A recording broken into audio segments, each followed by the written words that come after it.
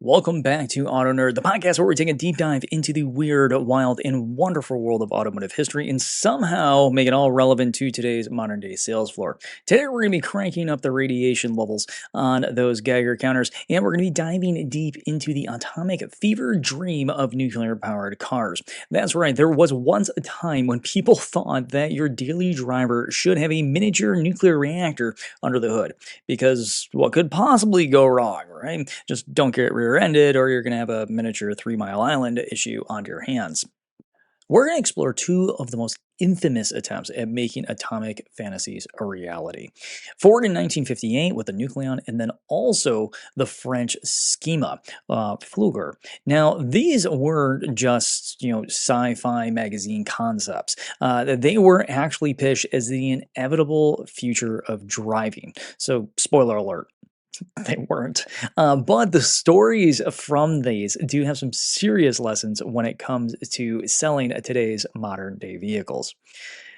Also, stay tuned because next week I'm going to take the craziness up a notch here, and we're going to be rolling straight into another wild idea, and it's going to be steam-powered cars, and also how the lessons that they can teach us when it comes to our modern-day sales floor. But that's right, in this era, that era was basically like, hey, let's use locomotive technology on our cars because it sounds great, right? So if you thought that nuclear-powered cars and what I'm about to cover was dangerous, you got no idea. These things actually really did exist, and they really did explode, and they really did kill people. And we're going to talk a little bit about that. So some fun times ahead. Go ahead and mash that subscribe button, and let's nerd out. Here we go.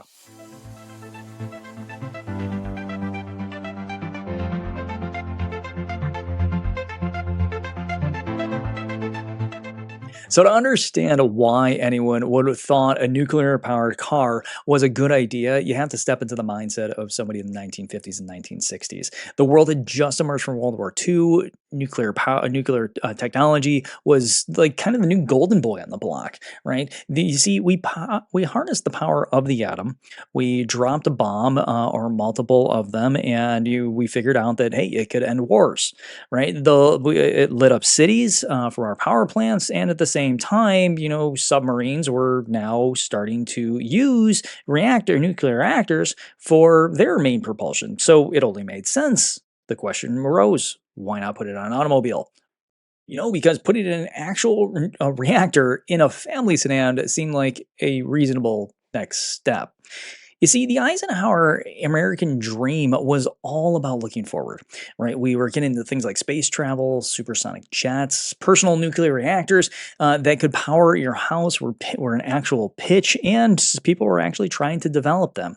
Also, nuclear-powered coffee maker I came across, which was pretty awesome, and also home mixer. I kid you not, these were actual products that somebody thought up. Did they actually ever produce them? No, they absolutely did not. But why not go ahead and make one that would apparently be slapped inside your Buick so you can drive it for miles and miles and miles and not ever have to worry about it? Well, the assumption was basically this: that by the 1980s, that we'd all be zooming around in radiation-powered vehicles, barely needing to ever refuel. Seriously, just pull over on the side of the road, swap out the reactor core about every 5,000 miles, and you got another 5 to 10,000 miles of driving. It made sense, right? I mean, super easy. Other than one minor detail, reactors require a bit more maintenance than something like an oil change. Ford was the first manufacturer to take a crack at this idea of having a nuclear-powered car. Now, the Ford Nucleon debuted as a scale model in 1958, right? This car was a bold vision of the future, provided you were okay sitting next to an untested nuclear reactor. You see, the Nucleon was supposed to have a small fusion reactor in the rear of the car, much like how nuclear submarines operated. The idea was that you'd drive around for thousands and thousands of miles without ever having to actually refuel. And then when refueling time did come, you just pull into a specialized station, they swap out the reactor core, and you're good to go. Other than we know that people today would try to change the reactor core on their own, and it wouldn't be quite like replacing the batteries in your remote. It would be more like, oh, hey, I put that there in my garage, and now it has melted through the floor. Not great. Safety was definitely an issue here. So the other problem was, well, is something that we always have issues with, and that's physics. You see, the shielding that would keep the drivers from getting that glow in the dark tan would have made the car ridiculously heavy. And even then, nobody really knew how to make a miniaturized, long lasting reactor to work in a four wheeled vehicle. So the project itself was shelved, and the Nucleon became a relic of eras of atomic optimism. But don't worry, the legacy of this thing did actually live on, and for those of you that are Fallout fans out there, you may have actually seen something like this car. You see, its influence has made its way into that whole retro futuristic gaming aesthetic. So if you've played the game or you've seen the show, you've seen a lot of the design principles behind this vehicle and the ideas that it brought forth.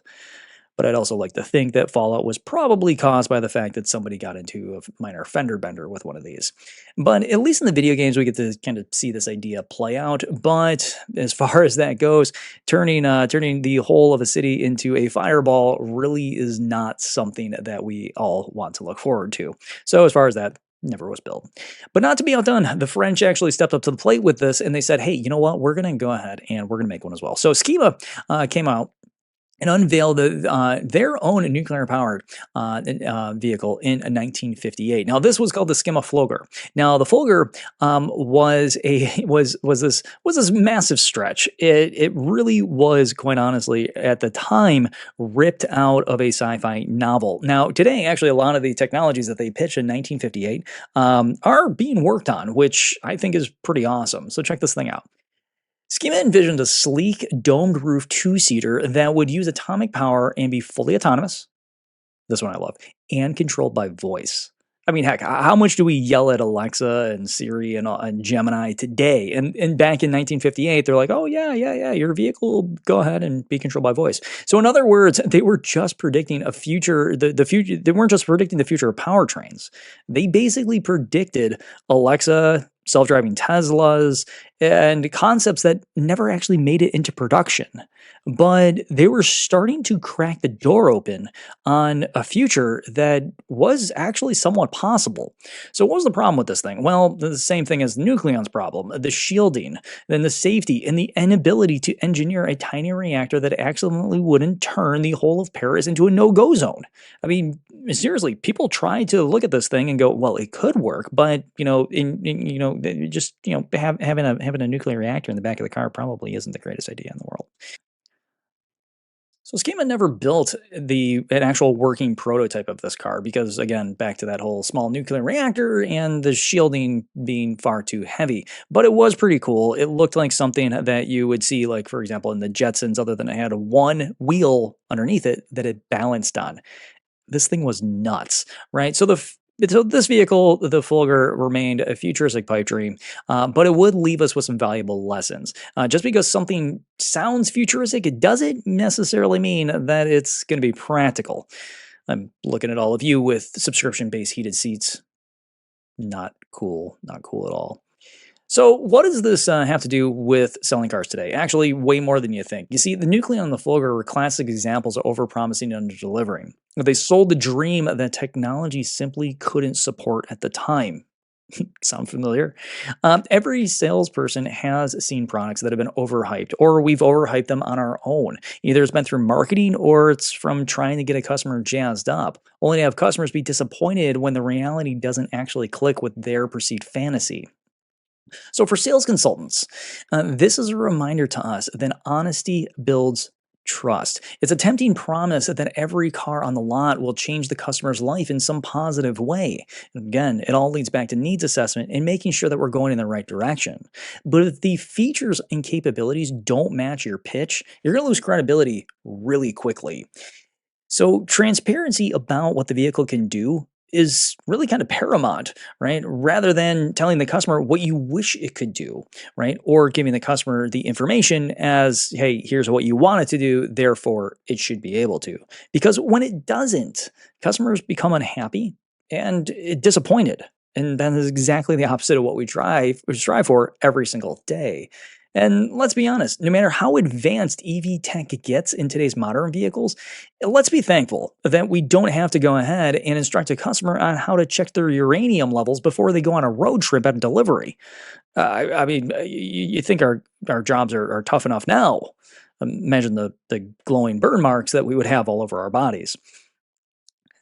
So that wraps up to this week's episode. Short, sweet, to the point, but we took a deep dive into the atomic age madness that almost turned our commutes into glowing nuclear powered, adventures.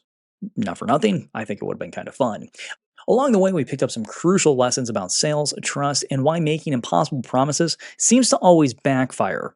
Next week, we're going to go and push this envelope a little bit further with a hilarious episode, all based around the idea of steam powered cars. This actually did happen because if nuclear power wasn't dangerous enough, how about going ahead and cramming a full-blown boiler under your hood and going, hey, I'm going to go for a drive? I mean, seriously, what could possibly go wrong when you have to sit there for half an hour and go, hold on, I need to get the fire going?